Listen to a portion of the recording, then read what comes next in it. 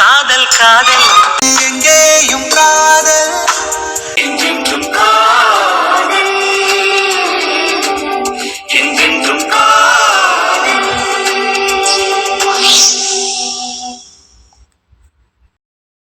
திட்டினாலும் பரவாயில்ல, அவளுக்கு ஃபோன் போட்டு பேசணும். கல்யாண நாளைக்கு அவளுக்கு வாழ்த்து சொல்லலாமா? ஐயோ, எப்படி சொல்றது? சரி, சும்மா பேசுவோம். திட்டுனா திட்டு வாங்கிக்கிடுவோம். எப்படிக்கா இருக்கு எங்க ஊர் மாரியம்மன் கோயிலு? நைஸ். நான் தான் ஏற்கனவே வந்திருக்கேனே போன வருஷம் திருவிழாப்போ. ஆமா ஆமா, ஆனா நான் வரல. அக்கா, இந்த வருஷம் திருவிழாவுக்கு நீங்க இருப்பீங்களா? ஐயோ சாரி, அப்படி கேட்க கூடாது. இந்த வருஷம் திருவிழாவுக்கு நீங்க இந்த ஊர்ல இருப்பீங்களா? என்ன பண்றதுன்னு இன்னும் முடிவு எடுக்கலைல. அக்கா, பேசாம நீங்க இங்கேயே இருங்களே. அதான் அவ்வளவு காசு கொடுத்து வீடு ஒத்திக்கு பிடிச்சு வச்சிருக்குல்ல, எப்படியும் அவர் அந்த காசை இப்போதைக்கு திருப்பி கொடுக்க மாட்டாரு. நீங்க பேசாம எங்க ஊருக்கே டிரான்ஸ்ஃபர் வாங்கிட்டு வந்துருங்கக்கா. இது நல்ல ஊரு, தண்ணி பஞ்சமே கிடையாது. முன்னாடி ரொம்ப இருந்தது தண்ணி பஞ்சம், இப்ப எல்லாம் கிடையாது. வாரத்துக்கு ஒரு தடவை டானு நல்ல தண்ணி வந்துடும். அப்புறம் போர் வாட்டர் எப்பவும் கிடைக்கும். எதுக்காக இல்லாட்டினாலும் உனக்காக இந்த ஊர்ல இருக்கலாம். அப்படின்னா இருங்க, அருள் கிட்ட பேசிட்டு சொல்றேன். சரி. நாளைக்கு காலையில எங்க ஊர் உழவர் சந்தை மார்க்கெட்டு எல்லாத்தையும் காமிக்கிறேன். காய் வாங்குறதுக்கு உங்களுக்கு வசதியா இருக்கும். ஓ, தெருவில் வராதோ? வரும். ஆனா அங்க போனா நிறைய இருக்கும். நம்ம ஒரு வாரத்துக்கு தேவையானதை வாங்கிட்டு வந்து ஃப்ரிட்ஜுக்குள்ள வச்சுக்கலாம்ல. சரி, ஓகே. அப்புறம் கோமலவள்ளி, ஒரு விஷயம். என்னக்கா? அருவும் அந்த உன்னோட ஃப்ரெண்ட், அது யாரு, விக்கி, அந்த பையனும் பேசிக்கிட்டு இருக்கிறத நான் கேட்டேன். நீ தான் அவங்க 2 பேரையும் வாட்ச் பண்ண சொல்லிட்டு போயிருந்தேல? ஆமா. உன்னோட விக்கி ஏதோ தப்பு பண்ணியிருக்கான் நீ கெஸ் பண்ணி சொல்லிக்கிட்டே இருந்தேல, அது என்னங்கிறத அவங்க பேசும்போது நான் கேட்டேன். என்னக்கா? யாரோ வெண்ணிலான்னு ஒரு பொண்ணை பற்றி பேசிக்கிட்டு இருந்தாங்க. அந்த பொண்ணுக்கிட்ட இந்த விக்கி ஏதோ தப்பாக பிஹேவ் பண்ணியிருக்கான் போல. ஆமாம், அதனால யாரோ முத்துன்னு ஒருத்தரை பற்றி பேசிக்கிட்டு இருந்தாங்க. அவன் என் ஃப்ரெண்டு தான்க்கா. சொல்லுங்க. அதனால 2 பேருக்குள்ள ஏதோ கிராஷ் அந்த மாதிரி பேசிகிட்டு இருந்தாங்க. எனக்கு சரியா கேட்கல, அரையும் குறையுமா தான் கேட்டேன். கேட்டதுல இவ்வளோ டீட்டெயில்ஸ் கிடைச்சது. அப்படியா? ஏண்டா, நம்ம போட்ட கேஸ் இன்னும் 2 நாள்ல ஹியரிங் வருது. ஆமாண்ணே, முத்துவுக்கு தண்டனை எப்படி கிடைக்கும்? தண்டனை கொஞ்சம் கம்மியாக தான் கிடைக்கும். ஏன்னா நீ தான் நல்லா ஆயிட்டில.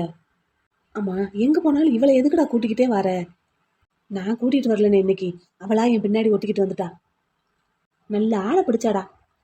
அவ தானே என்னைய பிடிச்சுக்கிட்டு தொங்குறா. சின்ன பிள்ளையில இருந்து பழக்கம் என்னடா. ஆமா, சின்ன பிள்ளையில நானு இவ முத்து எல்லாரும் ஒன்னா தான் விளையாடுவோம்.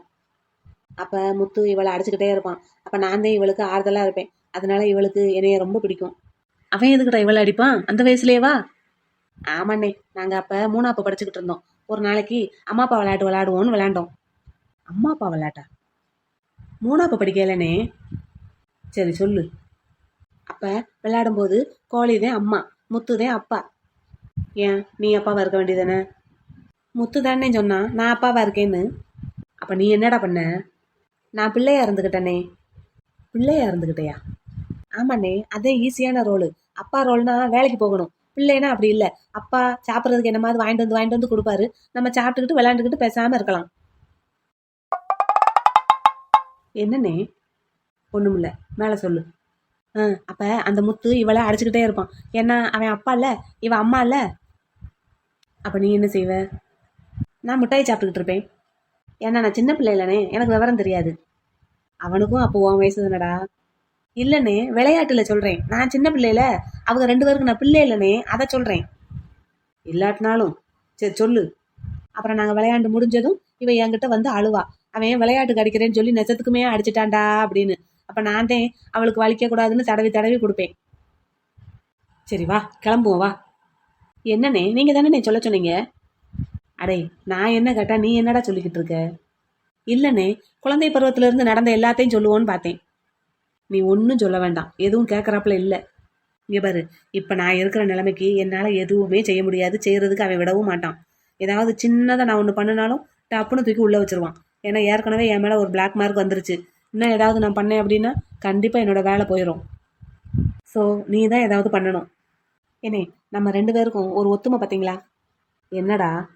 இல்லை, உங்களுக்கும் எனக்கும் எதிரி கருப்பண்ணனோ முத்துவோ கிடையாது. அப்புறம் அந்த நிற்கிறாங்கல்ல அவங்க 2 பேரும் தான். அது என்னமோ உண்மைதான். ஆனால் உனக்கு அவளை விட பெரிய எதிரி ஒருத்தன் இருக்கான். யாருன்னே அது? நீதான்டா. நானா? பின்ன 3வது வகுப்பு படிக்கிற அந்த வயசுலயே நீ எப்படி இருந்திருக்க, அந்த முத்து எவ்வளவு விவரமா இருந்திருக்கான்னு பாரு. ஆமாண்ணே. அப்ப நீ தான் ஏதாவது பண்ணி இந்த கேஸை ஸ்ட்ராங் ஆகணும். இன்னும் 2 நாள் தானே இருக்கு, என்னன்னு யோசிப்போம். நல்லா யோசி. எனக்கு ஏதாவது யோசனை வந்தா சொல்றேன். ஆனா என்னால எந்த வேலையும் பார்க்க முடியாது, பாத்துக்கோ. உங்களுக்கு யோசனை வந்தா மட்டும் சொல்லுங்கண்ணே, மிச்சத்தையில நான் பாத்துக்கிறேன். ஆனா கருப்பண்ணனை நினைச்சாதான் கொஞ்சம் பயமா இருக்கு. ஆனா என்னதான் இருந்தாலும் அவரோட தம்பி பண்ணது தப்புங்கிறதுனால இந்த விஷயத்துல அவர் ஒன்றும் பண்ண மாட்டாரு. அந்த நம்பிக்கை எனக்கு இருக்கு. ஏண்டா, அவன் தம்பி கொண்டுன்னா அவன் அப்படியெல்லாம் லேசா விடுற ஆளாடா? அவன் தம்பியை பார்த்து இலக்காரமா ஒரு சிரிப்பு சிரிச்சிட்டேன், ஒரு வார்த்தை பேசிட்டேன்ட்டு என்கிட்ட என்ன வேலை பார்த்துட்டு போயிட்டான்னு பாரு. என்னே, அது நீங்க தேவையில்லாத பண்ண வேலைனே. ஆனா அன்னைக்கு கருப்பண்ணன் என்ன சொன்னாருன்னு பாத்தீங்கல்ல? என்னை அடிச்ச விஷயத்துல முத்து பண்ணதுதான் தப்புன்னு அன்னைக்கே அவர் சொன்னார்லனே. அப்ப கண்டிப்பா எனக்கு எதிராக எதுவுமே பண்ண மாட்டாரு. பாப்போம் பாப்போம். 2 பேரும் ரொம்ப நேரமா என்னமோ பேசிக்கிட்டே இருக்காங்கக்கா. எனக்கு லைட்டா காதுல விழுகுது. மனசி, போகலாமா? ஓ எஸ், போகலாம். ம், வா. ஏன்னே, இந்த அக்காவுக்கு நீங்க யாருக்குமே தெரியாம தானே தாலி கட்டியிருக்கீங்க. பேசாம எங்க ஊர்ல வச்சு ஒரு கல்யாணத்தை பண்ணிடக்கூடாதா? அப்புறம் உங்களுக்கு இன்னொரு விஷயம் தெரியுமா? கருப்பண்ணே மலர்மைனியை வீட்டுக்கு கூட்டிட்டு வந்துட்டாரு. தெரியும் தெரியும், சார்ட் வண்டியில் வரும்போது பார்த்தேன். சரி வா, இதுக்கு மேலே இங்கே வச்சு வேறு எதுவும் பேச வேண்டாம். நம்ம பேசுறதையே கவனிச்சு கேட்டுக்கிட்டு இருக்காங்க.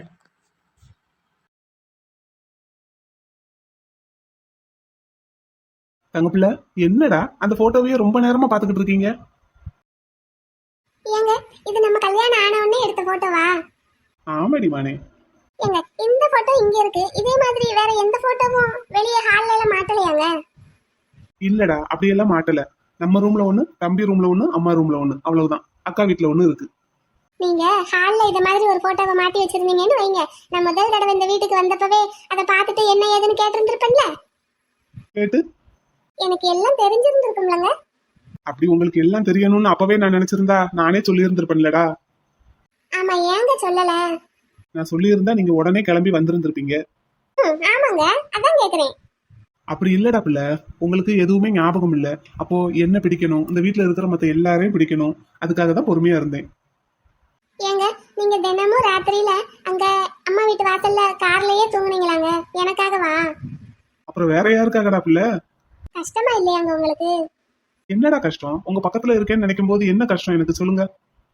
அதுவும் இல்லாம உங்களை எப்பவுமே பக்கத்திலேயே இருந்து பாத்துக்கிடணும்னு டாக்டர் சொல்லி இருந்தாங்க. ஏன்னா உங்களுக்கு எப்ப வேணாலும் தலைவலி வரும்னு. அப்போ நான் அங்கேயே இருந்தா தானே அது சரிப்பட்டு வரும். திடீர்னு நைட்டு தலைவலி வந்துருச்சுன்னு வைங்க, உங்க அண்ணன் வெளியே போய் கால் டாக்ஸி பிடிச்சிட்டு வர்றதுக்குள்ள டைம் லேட் ஆயிரும்லடா. இதுவே நான் அங்க இருக்கும்போது ஏதாவது உங்களுக்கு ஆச்சுன்னா டக்குன்னு வண்டியில தூக்கிட்டு போயிடலாம்ல. அப்புறம் ஸ்கூலுக்கு வந்தது? ஆமா, நீங்க வீட்டுல இருக்கிறதுக்கு ஒரு மாதிரியா இருக்குன்னு ஃபீல் பண்ணீங்க, அதனால ஸ்கூலுக்கு அனுப்பி வச்சோம். அப்ப எங்க சார வீட்டுக்கு வர வச்சது உங்க வேலை தானோ? ஆமாடா, நான் போய் கேட்டுக்கிட்டேன், அவரு ஹெல்ப் பண்றதுக்கு ஒத்துக்கிட்டாரு. எனக்காக வாத்தியார் வேலையெல்லாம் பாத்திருக்கீங்க. ஆமா, உங்களோட மைண்டை டைவர்ட் பண்ணணுங்கிறதுக்காக ஸ்கூலுக்கு அனுப்பி வச்சோம். அங்க போயும் நீங்க அப்படியே தான் இருந்தீங்க, அதனாலதான் நான் வந்தேன். அதுவும் இல்லாம ஸ்கூல்ல நீங்க இருக்கும்போது தலைவலி வந்துருச்சுன்னா? அப்போ ஆக மொத்தத்துல எப்பவும் நீங்க என் கூடயே தான் இருந்திருக்கீங்க. ஆமாடா. எங்க, நான் ஒண்ணு கேட்கவா? என்னடா? வெற்றி சாரும் உங்களுக்கு ஃப்ரெண்டு தானே? பாருடா, எப்படிடா? ஆமாங்க, நானா கெஸ் பண்ணேன். எங்க அண்ணன், எங்க அம்மா, எங்க அக்கா எல்லாரும் சேர்ந்து வெற்றி சார் மேல தப்பு கண்டுபிடிச்சப்போ வெற்றி சார் இல்ல, என் மேல எந்த தப்பும் இல்லைன்னு சொல்லிட்டு வேற எந்த சண்டையும் போடல, அமைதியா வெளியே போயிட்டாரு. இப்ப யோசிச்சு பார்த்தா நீங்களும் அப்படித்தானங்க பண்ணியிருக்கீங்க. குழந்தைனாரு பண்ணது தப்புதான்னாலும் எனக்கு நடந்ததுக்கு நான் தானங்க காரணம். அப்போ எங்க அண்ணன் தேவையில்லாம பழி சுமத்தி உங்களையும் என்னையும் பிரிச்சு வச்சிருந்தாங்க. அப்போ நீங்களும் அமைதியா பொறுமையா விட்டு விலகி தானங்க இருந்தீங்க. சண்டை போடணும்னு நினைச்சிருந்தா போட்டிருக்கலாம்ல. வெற்றி சாரும் சண்டை போடணும்னு நினைச்சிருந்தா போட்டிருந்திருக்கலாம். ஏன்னா அவர் ஒரு இன்ஸ்பெக்டர். அவரும் பொறுமையா தான் காத்திருந்தாரு, நீங்களும் பொறுமையா தான் காத்திருந்தீங்க. உங்க 2 பேருக்குமே இந்த கேரக்டர் ஒத்து போகுது. அதனாலதான் நீங்க 2 பேரும் ஃப்ரெண்ட்ஸா இருப்பீங்களோ என்னமோன்னு நினைச்சேன். ஆமாடா, சின்ன வயசுல இருந்தே நானு, குமார், வெற்றி 3 பேரும் ரொம்ப க்ளோஸ். அப்ப குழந்தைனாரு? அவன் எங்க 3 பேருக்குமே செல்லம். தங்க பிள்ளை, உங்களுக்கு இந்த வீட்டுல இருக்கிறதுக்கு கம்ஃபர்டபுளா இருக்காடா? எனக்கு ரொம்ப பிடிச்சிருக்குங்க இங்க இருக்கிறதுக்கு. நான் முதல் தடவை வந்த போதே உங்ககிட்ட சொன்னேன்ல, இந்த வீடு அப்படியே குளுக்குளுன்னு இருக்கு. இங்க பாத்தீங்களா, மேல பூரா மரச்சட்டம் அடிச்சிருக்கு, அதனாலதான். எங்க குளுக்குளுன்னு இருக்குன்னா அந்த குளுமையும் தாண்டி மனசும் குளுக்குளுன்னு இருக்கு. இந்த பெரிய பெரிய கோவிலுக்குள்ள எல்லாம் போகும்போது, உதாரணத்துக்கு இந்த மதுரை மீனாட்சி அம்மன் கோயில், அப்புறம் திருச்செந்தூர் முருகன் கோயில், அங்கெல்லாம் உள்ள போகும்போது ஒரு குளிர்ச்சி இருக்கும். எவ்வளவுதான் கூட்டம் இருந்தாலும் வேர்க்கதான் செய்யும். ஆனா அந்த சன்னதிக்கு பக்கத்துல போக போக ரொம்ப குளுக்குளுன்னு இருக்கும். அது மாதிரி இருக்குங்க இந்த வீடும். அங்க பிள்ளை அந்த மாதிரி கோவிலுக்குள்ள எல்லாம் போகும்போது ஏன் அப்படி இருக்கு தெரியுமா? அது முழுக்க முழுக்க கல்லு, அதனால அப்படி இருக்கு. ஆமா ஆமா, நானும் பாத்திருக்கேன். இல்ல அது மாதிரி இது ஒரு ஃபீல் வருதுன்னு சொல்றேன். சரி, இந்த ரூம் கம்ஃபர்டபுளா இருக்கா? நான் கம்ஃபர்டபுளா இருக்கேனா தங்க பிள்ளைக்கு? ஆமாங்க, உங்க கூட பேசிக்கிட்டு இருக்கும்போது எனக்கு பேசிக்கிட்டே இருக்கணும் போல இருக்கும். சரி, அப்ப நீங்க பேசிக்கிட்டே இருங்க, நான் கேட்டுக்கிட்டே இருக்கேன். எனக்கு இது ஒரு புது இடம், அந்த பயம் தயக்கம் எதுவுமே இல்லைங்க. இது உங்களுக்கு புது இடம் இல்ல இல்லடா? ஆமா, அதத்தான் சொல்றேன். ஏங்க, நீங்க ஒரு கேள்வி கேட்க மறந்துட்டீங்க. என்னடா மறந்துட்டேன்? எப்படி நான் எல்லாத்தையும் கண்டுபிடிச்சேன்னு கேட்க மறந்துட்டீங்க. ஆமாடா, எப்படிடா? உங்க போட்டோ ஒண்ணு பீரோவுல சேலைக்கு நடுவுல வச்சிருந்திருக்கீங்க. நேத்து ஐச பொண்ணு பாக்குறதுக்கு வர்றாங்கன்னு சொல்லிட்டு அந்த சேலையை கட்டலான்னு எடுத்தா அதுக்குள்ள இருந்து உங்க போட்டோ விழுகுது. பாருடா. அத நான் கவனிக்கல. நான் பாட்டுக்கு சேலை மாத்த போயிட்டேன். அந்த போட்டோ கீழே விழுந்து அது காத்துக்கு பீரோ கடையில போயிருச்சு. மீனாட்சி அதை பார்த்துட்டு ஒரே கத்து கத்துன்னு கத்தி தள்ளிருச்சு. நான் அப்பவே பார்த்திருந்தா கோவிலையே உங்ககிட்ட பேசி அது என்ன ஏதுன்னு கேட்டிருந்திருப்பேன். ஐஸ் போன் போட்டு அவசரமா வாவான்னு சொல்லிக்கிட்டே இருந்தாலா, அந்த அவசரத்துல மீனாட்சி சொன்னதை நான் கவனிக்கவே இல்லை. மீனாட்சியும் விடல, கத்திக்கிட்டே இருந்தது. பீரோ கடையில மீனாட்சியால போக முடியல, இல்லாட்டி போய் எடுத்துட்டு வந்திருக்கோம். ஏங்க, நேத்து நைட்டு உங்ககிட்ட நான் போன் போட்டு பேசணும்ல, இனிமே எனக்கு கால் பண்ணாதீங்கன்னு சொன்னேன்ல, நீங்களும் சரின்னு சொல்லிட்டீங்க. அப்ப நான் கால் பண்ணி பேசலைன்னா உங்களுக்கு பரவாயில்லையா? நீங்க என்ன கால் பண்ண வேண்டாம்னு தானடா சொன்னீங்க? ஆமா, நான் உங்ககிட்ட பேசுறதுக்கு தான் ரெடியா இருந்தனே. விடிஞ்சதும் நீங்க கோலம் போட வெளியே வருவீங்களா? எப்பவும் நான் அதுக்கு முன்னாடியே கிளம்பிடுவேன். அன்னைக்கு இருந்து உங்ககிட்ட பேசிட்டு தான் போகணும்னு தான் காத்துக்கிட்டு இருந்தேன். அப்புறம் பேசல. நீங்க நைட்டே எல்லாத்தையும் கண்டுபிடிச்சிட்டீங்கன்னு எனக்கு தெரியும். எப்படிங்க? நான் உங்க வீட்டு வாசல்ல கார்ல சாஞ்சு நின்னுகிட்டு இருந்தேன்லடா, அப்போ மீனாட்சி என்னை தாண்டி பறந்து போனது. நார்மலா மீனாட்சி அப்படியெல்லாம் செய்யாது. என்னை பார்த்தா கண்டிப்பா என் தோல்ல வந்து உட்காந்து ஏதாவது பேசிட்டு தான் போகும். ஆனா நேத்து அப்படி பண்ணல, என்னை அப்படியே கிராஸ் பண்ணி போயிடுச்சு. அப்பவே புரிஞ்சுக்கிட்டே நீங்க தான் அனுப்பி வச்சிருப்பீங்கன்னு. அதுக்கப்புறம் போன் போட்டீங்களா? முதல்ல நீங்க ஒண்ணுமே பேசலைங்கவும் நான் பதறினேன். அதுக்கப்புறம் நீங்க அட்டன் பண்ணி மீனாட்சியை சும்மா திட்டுற மாதிரி திட்டுனீங்களா? மீனாட்சியும் திட்டிட்டு கையோட என்னையும் திட்டுனீங்களா? அப்பவே எனக்கு தெரிஞ்சு போச்சு, தங்க பிள்ளை ஏதோ கண்டுபிடிக்க ஆரம்பிச்சுட்டாங்க. அப்ப நம்ம பொறுமையா இருப்போம்னு நினைச்சிட்டு தான் பொறுமையா இருந்தேன். அப்படியா? ஆமா தங்க பிள்ளை, உங்களுக்கு ஒண்ணு தெரியுமா? என்னதுங்க? இன்னைக்கு நமக்கு கல்யாண நாள்டா. ஆமாங்க, இன்னைக்கு தானே கல்யாணம் பண்ணியிருக்கோம். இல்லடா பிள்ளை, போன வருஷமும் இதே நாள்ல தான் நமக்கு கல்யாணம் நடந்தது. ஐயா, அப்படியா? ஆமாடி தங்கம். நான் இப்படி இன்னைக்கு உங்க பக்கத்துல நின்று பேசிக்கிட்டு இருப்பேன்னு நேற்று சாயங்காலம் வரைக்கும் நினைச்சு பார்க்கலங்க. காலம்பூரா உங்களையே நினைச்சுக்கிட்டு கல்யாணமே பண்ணாம தனியா இருந்துடணும்னு நானும் மீனாட்சியும் முடிவு பண்ணியிருந்தோம். அப்படி நீங்க ஒரு முடிவுக்கு வந்ததுக்கு அப்புறம் தான் உண்மையை சொல்லணுங்கிறதுக்காக தான் நானும் பொறுமையா காத்திருந்தேன். உங்களை எனக்கு முதல்ல பார்க்கவுமே பிடிச்சிருச்சுங்க. நீங்க அப்பவே என்கிட்ட உண்மையை சொல்லியிருந்தீங்கன்னா நான் அப்பவே கிளம்பி இங்க வந்திருந்திருப்பேன். அதான்டா வந்திருந்திருப்பீங்க. ஆனா உங்களுக்கு இந்த வீடு ஒரு மாதிரி அன்னீசியா இருந்திருக்கும். ஏங்க, நம்ம ரெண்டு பேரும் ரொம்ப காதலிச்சுமா? இதுக்கு நான் என்ன பதில் சொல்றது? இல்லங்க, எனக்கு அதெல்லாம் ஞாபகமே இல்லைல, அதான் கேக்குறேன். உங்களுக்கு எதுவுமே ஞாபகம் இல்லைனாலும் நீங்களா தாண்டா பிள்ளை இருக்கீங்க. என் மேல இருக்கிற அன்பும் காதலும் மாறவே இல்லை. நம்ம ஒரு தடவை ஊட்டிக்கு போயிருந்தோம். அங்க வச்சு நீங்க ஒரு வார்த்தை என்கிட்ட சொன்னீங்க. நான் உங்களை காதலிக்கிறத விட நீங்க ஒரு படி அதிகமா என்ன காதலிக்கணும்னு ஆசைப்படுறதா சொன்னீங்க. ஆனா அது நடக்கவே நடக்காதுன்னு நீங்களா ஒரு முடிவு கட்டிட்டீங்க. ஆனா இன்னைக்கு என்ன நடந்தது? நான் உங்க மேல வச்சிருக்கிற காதலை விட நீங்க என் மேல வச்சிருக்கிற காதல் பல மடங்கு பெருசுன்னு காட்டிட்டீங்க. அப்படியாக்கும்? ஆமாக்கும். அப்படின்னா அதுக்கு என்ன காரணம் தெரியுமா? என்ன காரணம்? நியூட்டனின் 3வது விதி படிச்சிருக்கீங்களா? நீங்க பிடெக் தானே, உங்களுக்கு கண்டிப்பா தெரிஞ்சிருக்கும்.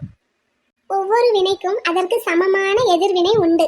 அப்ப நான் உங்க மேல எவ்வளவு காதல் வச்சிருக்கனோ அந்த காதல் எங்க இருந்து வந்தது?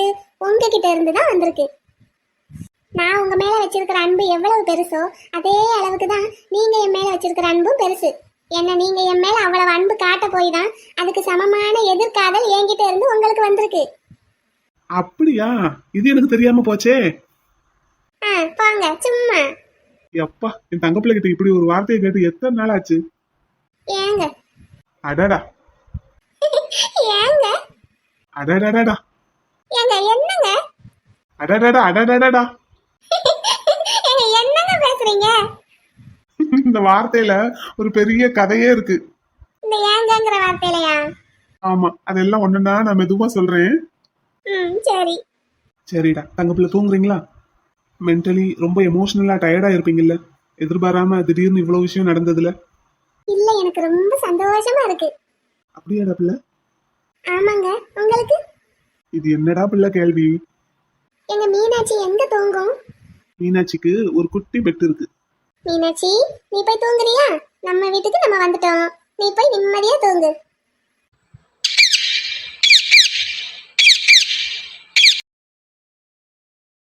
மீனாட்சிக்கு ஒரே சந்தோஷம். எனக்கும் தாண்டா, என் உயிரே என்கிட்ட திரும்பி வந்திருக்கு. எனக்கு புதுசா பறந்த மாதிரி இருக்குங்க. ஏங்க எனக்கு எதுவுமே ஞாபகம் இல்ல, நான் உங்க கூட பழகுனது எதுவுமே ஞாபகம் இல்லைன்னு உங்களுக்கு எந்த வருத்தமும் இல்லையா?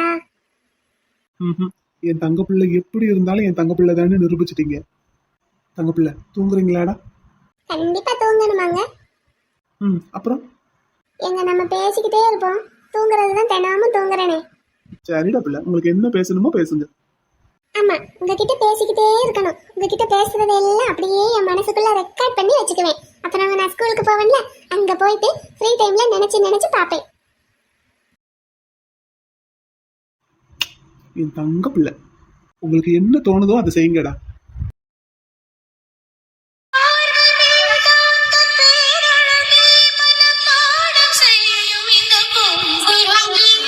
நீரில் ஆடி வரும் தேனருவி, இதில் நீந்த வேண்டும் இந்த ஆண் குருவி.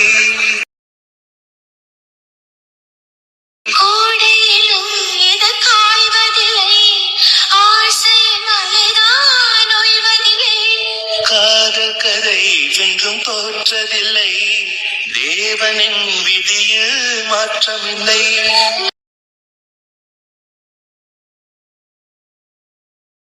ஆள் முழக்காத ஞாபகம் நான் எதிர்பார்த்திருக்கும் இந்த பூமகனாய். ஒரு தேடி பார்த்தால் தென்றல் வீசும், ஒரு கேள்வி கேட்டால் முல்லை பேசும்.